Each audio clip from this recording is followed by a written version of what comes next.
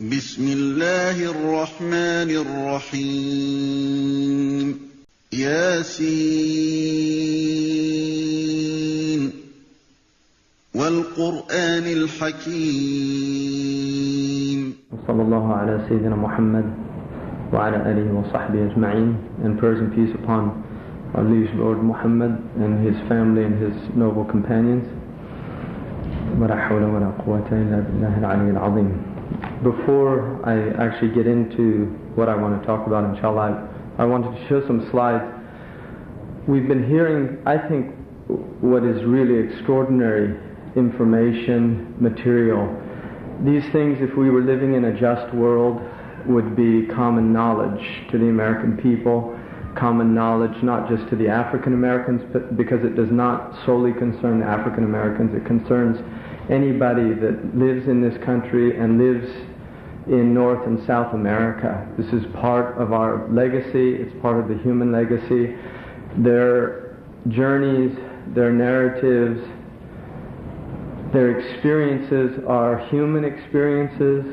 They transcend, in a sense, time and space, and they speak to us directly if we can listen, if we can still our souls enough to hear their voices, which means turning off the rap music, it means turning off the muzak in the malls, it means turning off the televisions, it means turning off all of this madness that is used to preoccupy people in the trivialities of life and cause them to forget what's essential and important about life, and that is the continuing human story of people attempting to know why they're here and to live according to their understanding and then to die according to that understanding.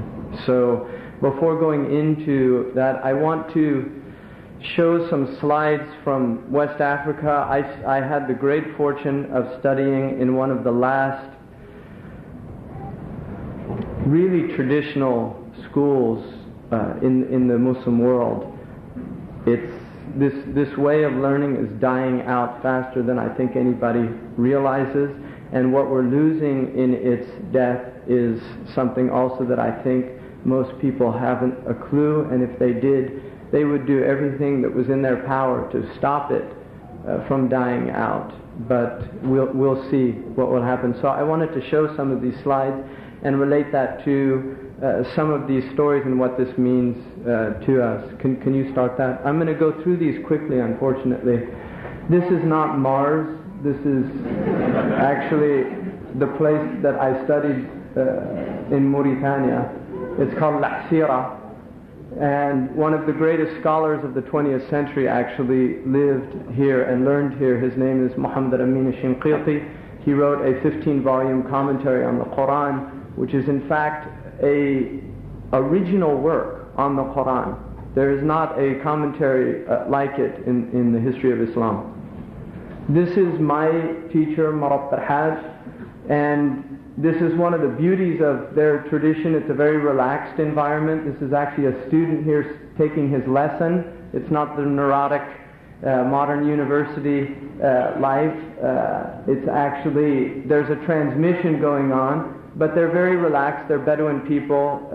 This would certainly be unacceptable in the traditional madrasas of Fas or Al-Azhar, but they constantly emphasize their Bedouin nature, that they're Bedou, so you have to excuse them. The next one. This is the son of the previous teacher, who himself is a scholar, and he's a mufti in Spain, actually. So next one. This is how they're Y2K compliant. Next one. Oh, next one. Yeah. This is one of the young girls. They also study there. This is her lawh. She's learning the Quran there. One of the students. Next one. This was somebody who accompanied me on this trip, and he was studying a section there on theology, and it's actually quite a complex section. And this man is a PhD in engineering, and he's studying with a man that doesn't even have a primary degree. because he studied in the desert, so he doesn't have a piece of paper to say that he knows anything. But anyway, next one. The ship of the desert there. These were taken by a brilliant British photographer who's actually a professional, Peter Sanders, whose name is Abdul Azim. Next one. This is it's in the same area. Next one. What he's drinking there is water. The water there is unfortunately contaminated. It's one of the tragedies of that area. The drought has forced these people to live now on really poor water. Next. This is a red camel, if anybody's interested. This was a student housing that collapsed in a rain. Next one. When they have a guest or somebody, they usually sacrifice a sheep or a goat. So this was on that occasion. This was a family who was going, everything that you see is everything they own in the world. They were moving from one place to another. We happened to catch them on the road.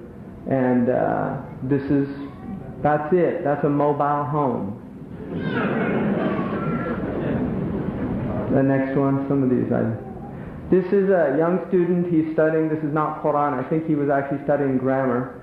And this is a lawh. He writes down the lesson, corrects it with the teacher. The teacher memorizes the book.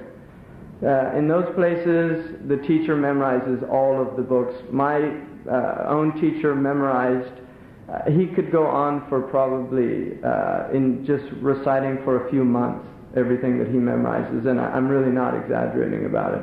And this is the oral tradition that Western people really have no access to. We know what oral tradition is because we've met people that memorize entire 4-volume. I met a man out there in the middle of the desert who memorized a 4-volume, over 4,000 pages, small print Arabic dictionary from a Yemen scholar. And he could literally say, you ask him any word in the Arabic language, and he would quote to you verbatim and tell you which page it was on. And it was just phenomenal. And then these people, they're real. And when you see this, you realize people like Imam al-Bukhari, who memorized 1,000,000 hadith, that they were real people. Because this is still a living tradition. It's still there. So it's a real gift to actually see it. These were 2 students that were studying.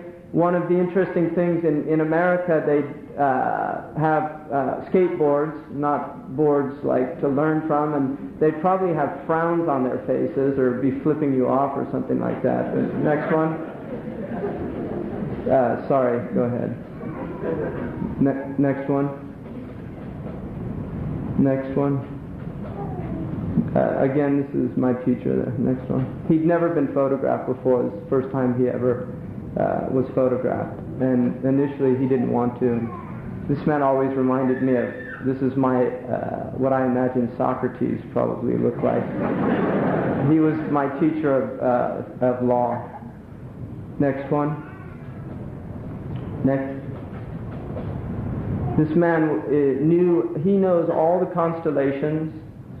He can tell you any day of the year by just looking at the sky based on what constellations are in what position. He can tell you what time it is. He can tell you how much more time until Fajr. You ask him, like, what time is it? He'll look up and he'll say, oh, Pleiades is there at about 40 degrees, so it's such and such time, and in 4 more hours it'll be Fajr, because... And he literally knows the night sky like that. And this is called Ilm al-Falak, which was traditional astronomy. Next one. Next one.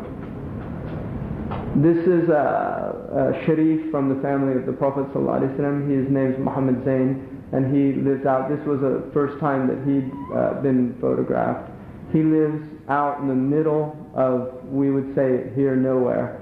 And he's chosen to live there just because he said the cities are too corrupt for his heart to be in. So,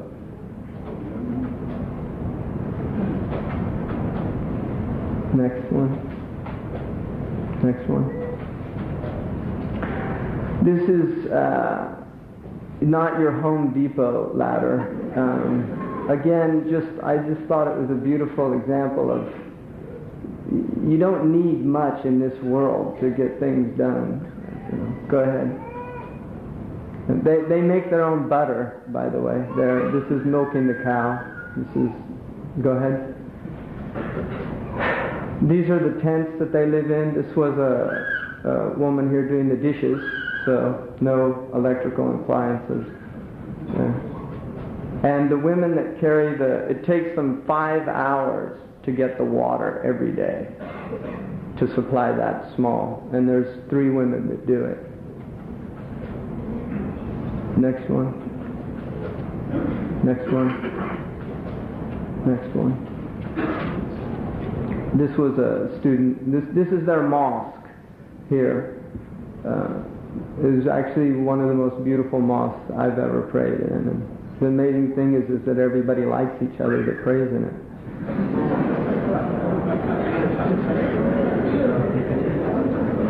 Next one.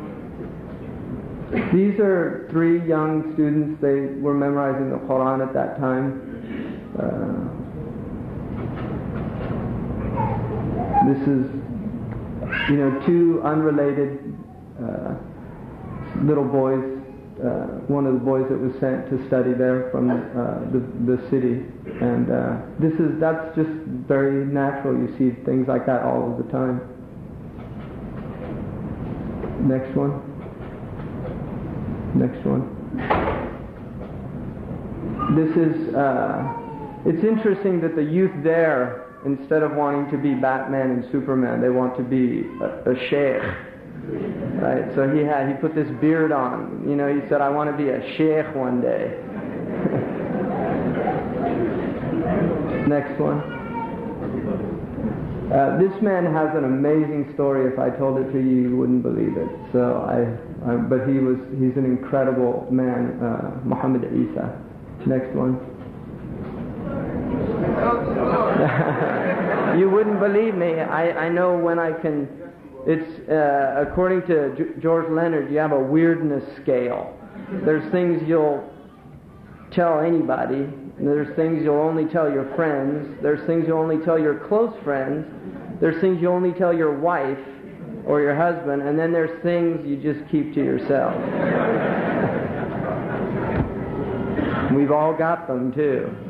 So anyway, the reason I just wanted to just give a connection a little bit to a real place where knowledge is going on, and while most of these people that were there were Masuma, Lamtuna, they're from different tribes there. I'm not going to use tribe. Dr. Diaf doesn't like that word, and I had to agree with her when she gave me her explanation. She said there are no tribes in Africa, and I wanted to know what she meant by that. And she explained that to me, and it made a lot of sense. That tribe in English is a very negative term. It's never applied to white people. For instance, white people have clans, right? Like the Ku Klux Klan. And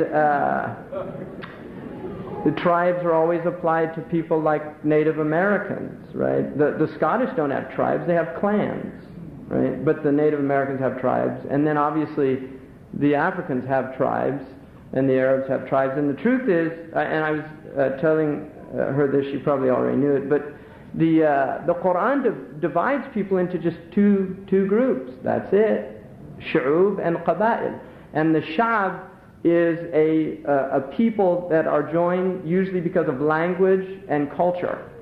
And a Qabila is a people who are joined with language and culture, but they have another type of connection, which is they know who the name of their father that unites all of them was.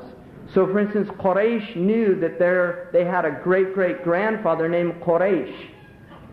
And that creates a bond because you're literally descendants of the same father. Now all of us are called Banu Adam, the children of Adam, because he unites us, Adam and Hawa. And that's why when that verse begins in the Quran, it says, that we, Ya ayyuhan nas, O humanity, we have created you from a single dhakar and untha, a male and a female, which is now being confirmed in this genome project.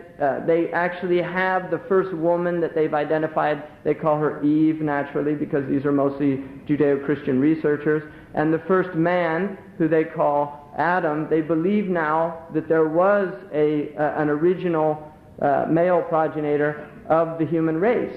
So this is scientific, and this is one of the things that the Quran says, that we will show them these signs that they're true until it becomes clear to them. Because traditionally in genetics they believed that people were evolving in different times and places.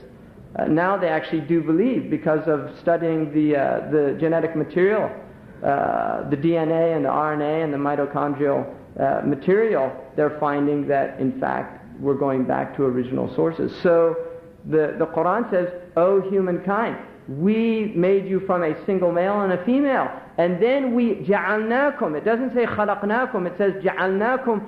We placed you into peoples, shu'ub, and qaba'il. Now sha'ab comes from a word which means to branch off, a shu'ba.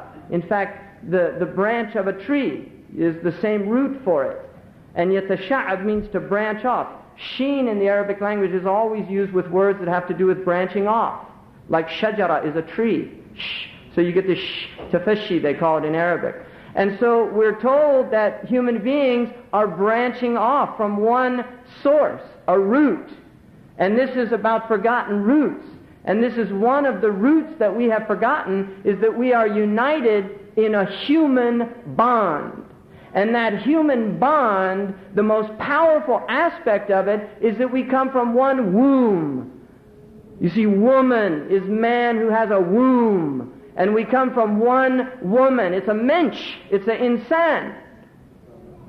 A woman is a man, but she has a womb. She's a man with a womb. And a man is a man without a womb. This is the only difference according to Islam. And the womb is what binds human beings. And this is why we're told not to sever the womb bonds. They're called the arham. It's the plural of womb. And it comes from a root word which means mercy. Because this is the source of human mercy, is that we're all coming from the same source. We're coming from a unified source, one matrix. Matrix is the word in Latin for womb. And we get mata, which is mother. And in English we say mother, mata. It's the same root, Sanskrit. You go back. We are one family. And human beings have forgotten this. And because we forget this, we begin to oppress each other. And we begin to want what somebody else has. There's a beautiful Arabic tradition that was translated from some Indian stories by the great Persian scholar Ibn Muqaffa. And there's actually one of the stories is that the animals actually congregate and they want to protest about man, because man is messing everything up. And the animals are upset. So they go to this court and they state their case about why we got to get rid of this guy, because everything was fine until he came along. Right? And it's an interesting point of why man has to, you see, if you watch a group of zebras, when the lion comes, they all start fleeing. Right when the lion gets one zebra, they all stop and go back to eating. Why? Because unlike man, the lion will just take what he needs. But for man, it's not enough. It's not enough to fill his appetite. He has to get more and more and more. And we have to ask, when does it stop? If you have no spiritual source that you're connected to, it doesn't stop until the dust of your grave fills your mouth, according to the messenger of Allah. He said the son of Adam will never be content until the dust of his grave fills his mouth. And this is what human beings everywhere are doing. We're consuming, we're eating up the planet. Like Yajuj and Majuj, that's one of their signs at the end of time. They eat everything up. They go to a lake and they drink the whole thing, and people come by, they said there used to be water here. So we have to wonder where Yajuj and Majuj are, because everything's getting eaten up.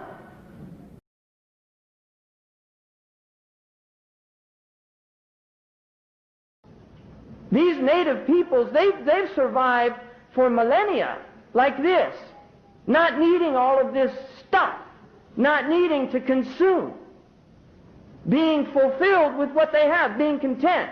And now they're introducing, because they're always trying to expand their markets, they're introducing televisions to these places. You'll see Bedouins now with the satellite dish, and he's in there watching Behibbik Lucy or something, I Love Lucy reruns. And then he's watching American culture and seeing people that have refrigerators and running water, and he's no longer content with the well that he has. You see, now he wants, if they have running water, I should have running water. And unfortunately, he doesn't realize what getting running water means. Well, first you have to have electricity. And then what happens when you need electricity? Well, you need to generate the electricity. Well, how do you generate electricity? Well, you need to make dams, right? And make mega projects. Well, those cost money, and before you know it, the country's so in debt that all those wonderful projects that they promised are no longer being done, because the people are working so hard to pay the interest on those debts that they borrowed, and because the governments have learned so well from the masters who taught them that they used all the money to build their nice palaces and have their nice Mercedes 451s or what. They don't even buy the ones with the numbers. They just get them handmade in Germany, right? Seriously, you don't even see Clinton driving around some of the cars you see in West Africa, because of the corruption. And it wasn't always like that. They learned that. These are learned behaviors. They're learned behaviors, you see. And man is susceptible to these things, and this is why the essence of our teaching is to condemn the wrong. It's to condemn the wrong and to enjoin the right. This is what has to be done, but we have to realize that there's a whole world that we don't even know about. There's things that we have to discover as human beings. It's a disservice to a man like Dr. Alan Austin, who wrote that book and put so much effort into that book. Why? We call that ghira in Arabic. The reason that he did that, it's called ghira, and it's a Muslim attribute.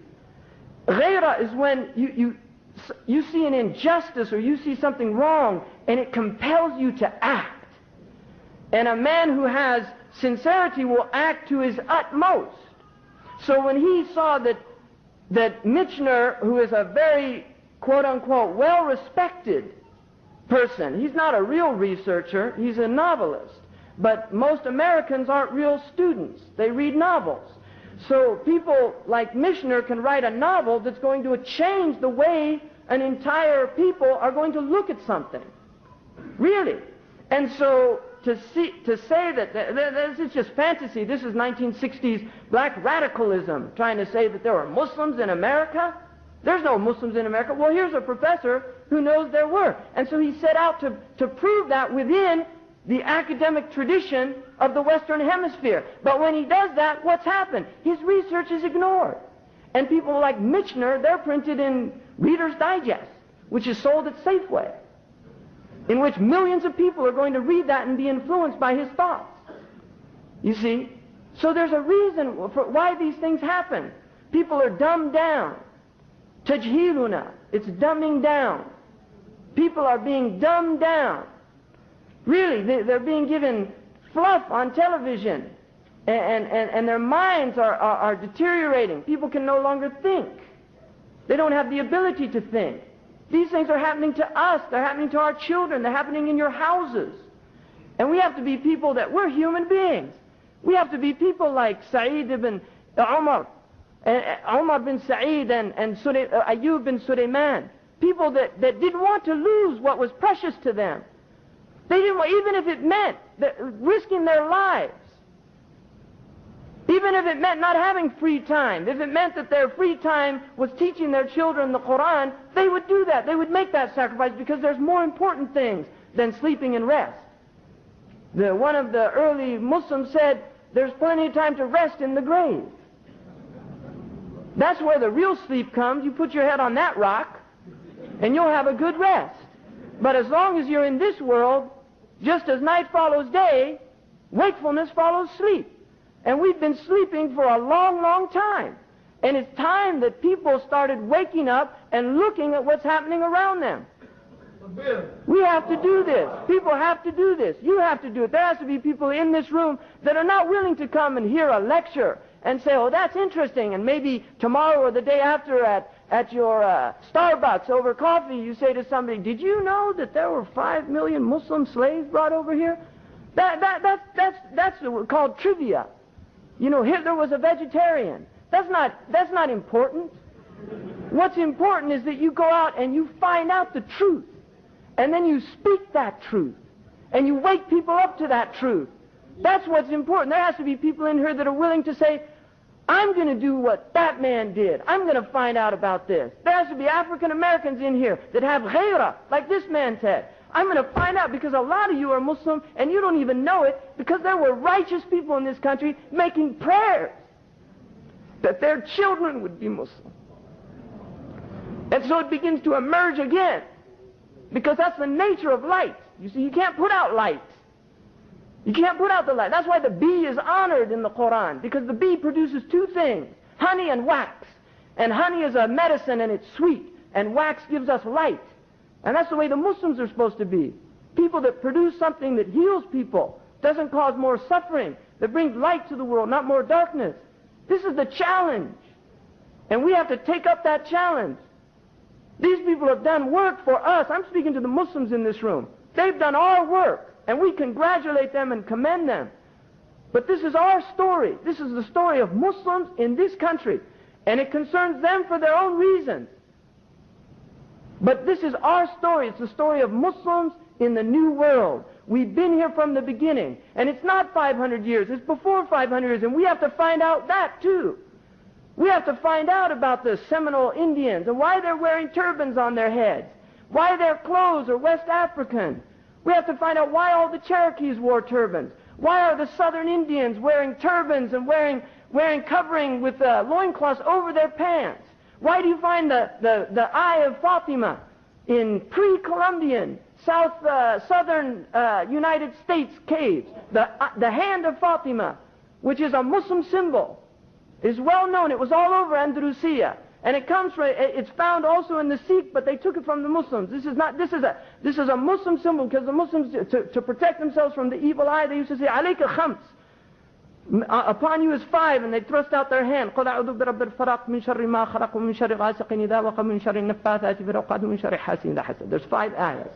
And they used to throw out their hand, عَلَيْكَ خَمْسٍ, like they were throwing those 5 ayats at them to protect them. Why does that show up here in this country? Askiullah, this is his name, a Seminole chief who leads a fight, not a rebellion. They call it rebellion. Where'd they get that word? If you read Foucault, who had reasons of his own, Foucault talks about labeling, and the people in power always label the powerless with names to change the configurations. They call people that are struggling for self-determination rebels. Why are they rebels if they're defending their land? Why are they terrorists if they're defending their land? Seriously, that's a question to ask. But these are the games of the people in power. This man was fighting, and when he the American soldiers went and made a treaty with him to allow him to negotiate. And he actually came to them on his own accord, and they hung him. And he died cursing them, because he was an honorable man dealing with venal and dishonorable people. And his story is one among many. There are honorable men in this world and honorable women. And this is what this teaching calls people to: dignity and honor, covering your nakedness, not being an animal, being a human being. We're not animals. That's one of the biggest lies of the 20th century. We're not animals. Philosophers distinguish between kinds and traits, differences of degree. Human beings don't differ from animals in degree. They differ from them in kind. There's no animals driving around BMWs and Mercedes and talking on cellular telephones. There's no animals that are donkeys that are leaving behind their history, the best thoughts of their life. We're not animals. We're human beings. We're a spirit. We have dimensions that are unfathomable. We have a soul that goes on long after our bodies. Really, the human being is something amazing. Infinite capacity to do the most extraordinary things, to think, to have consciousness, to have many awakenings, to have spiritual awakenings, to have intellectual awakenings, to have emotional awakenings, awakenings of the heart, when love emerges out of nowhere, directed at another individual. People will do extraordinary things when that occurs. Human beings are something amazing, and they're trying to tell us they're not. They're trying to tell us that we're some freak of nature, a mistake. Trying to tell us that this is all by chance, that you're all sitting here, that I can even talk, that I can articulate, that I can tell you things that I've thought of, that I've read about, that I've experienced, and you can understand them with your ears and your eyes and your consciousness. Where did we all come from? Where did the people before us come from? Where did the people that come after us come from? Where did it all begin? The roots of man run deep. And this root keeps bringing forth a fruit from that place. Why? Why does it come up? Why are there people that are willing to stand up to injustice in every age, willing to put their lives on the line? Why? Go against the law of self-preservation. What is that in the human spirit that makes people do that? What is it in the human spirit that makes a man write over 700 pages to show people something that they're denying? What is that in the human being? It's something amazing. It's something incredible. And it should be honored. It should be elevated. We have to tell our children stories. We have to tell them great stories of great people that went before us, of who they were. People like Yarul Mahmoud. People like Sojourner Truth. Long before anybody thought of putting an unknown X on their name, Sojourner Truth gave away her slave name and called herself Truth. Because that's what she was looking for. And she was a great woman. And people should know her story. Why should they know the stories of Mickey Mantle and Frank Sinatra? People that have spent their lives amusing other people, amusing them to death. And they end up dying of things like cirrhosis because they spent their life in wantonness, drinking alcohol and fornicating. Why don't they tell us stories of people that rose above those desires, that achieved the heights of humanity? Why don't they tell us those stories? Because they don't want you to do that, because those don't sell well when you go to the liquor store. See, those don't sell well when you're trying to push tobacco, when you're trying to flood communities with crack cocaine. Those stories don't work well, because you'll actually affect people's hearts. You'll make them think that if they rose above us, then we can do it too. Because they were men and women, and we're men and women. And if they could be great, then we have that potential as well. That's what these stories are. They're stories of great people. And they're stories that should be told. They should be documented. They have to be documentaries. Really, they have films about the most asinine things, banal, with no meaning. Idiots' tales of sound and fury, not even of sound and fury. Idiots' tales signifying nothing. We'll take out that sound and fury. Idiots' tales signifying nothing. And that's what they give people day in and day out.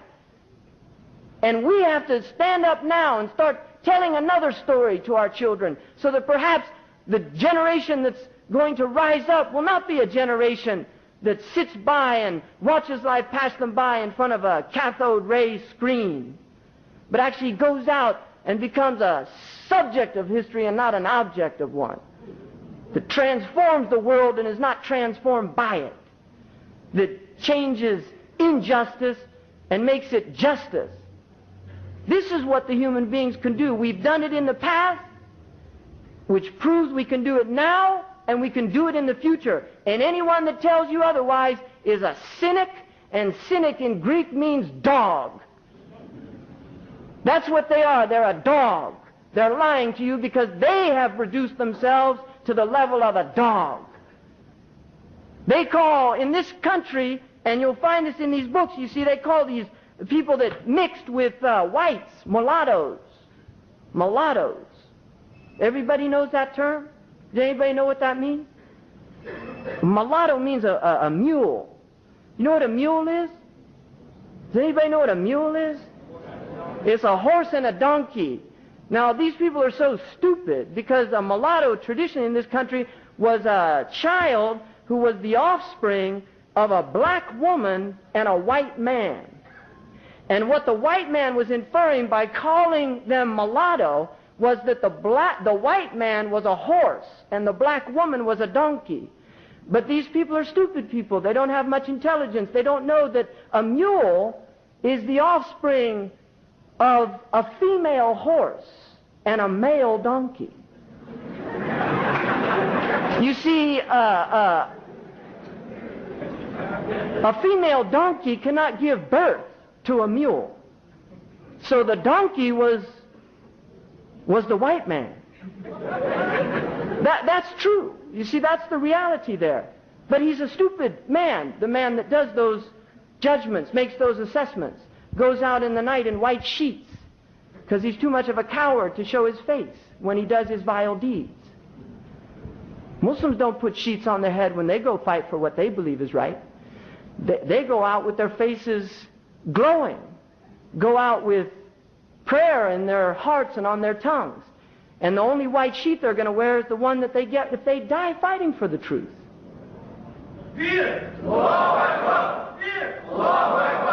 So we have to find out. There's a lot to find out. We have to stop being lazy. We have to wake up. Really, there's a lot to do. We have to find out about these people. Really, wake up, people. We have to do this. Time's running out. Your own lives are running out. The Earth's time is running out. The polar ice caps are shrinking. Really, they're shrinking. It's unbelievable. We're sitting here and they're telling us the polar ice caps, they've confirmed that now. They're shrinking. Right? Seriously. I mean, they had one on, somebody told me this on the Discovery Channel, that there's a theory amongst astronomers now that the moon is actually coming closer to the Earth. It's been doing that, but now it's speeding up. And some of these astronomers said in 80 years, the Earth's rotation will stop and begin to move the other way. That was an estimate. This was on Discovery Channel, you see. People don't believe Muslim sources. You have to give them, you say BBC, and oh, really? BBC. You say Sahih Muslim, Sahih al-Bukhari, you know. But BBC must be true. It's got to be true. If they said it, unbelievable. You read enough news and you'll believe anything. Right? Really. So there's a lot to do. I was going to talk about a whole bunch of other stuff, but that's what happens, you know. I've been going on a long time and it's late, and thank you very much, and Assalamu alaikum.